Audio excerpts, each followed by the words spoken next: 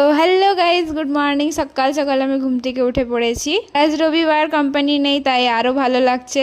আমি ঠিক করেছি আমি আমার রুমটাকে সুন্দর করে গোছাবো। তাই সবার প্রথমে পর্দা টর্দা সরিয়ে জামা কাপড় তুলে ফিকে দিয়ে আমি আমার বেড গোছাতে চলে এসেছি। বেডটাকে সুন্দর করে গুছিয়ে আমি চলে গেলাম ব্রাশ করতে। ব্রাশ করে আমি চলে গেলাম খেতে আজ দিয়েছিল লুচি। তারপর আজ আমি একটু স্কিন কেয়ার করে নিলাম বেসন টেসন লাগিয়ে। তারপর আমি জামা কাপড়গুলোও কেচে নিলাম। তারপরে আমি স্নানও করে নিলাম। স্নান করেই চলে গেলাম খেতে। আজ রবিবার, তাই এত ভিড়। আর আমি আর আমার বান্ধবী মিলে অনেকক্ষণ ধরে খাবারের লাইন দিচ্ছিলাম। তারপরে অবশেষে আমরা খাবারও পেয়ে গেলাম। আর স্পেশাল দিয়েছিল দহি পুরি।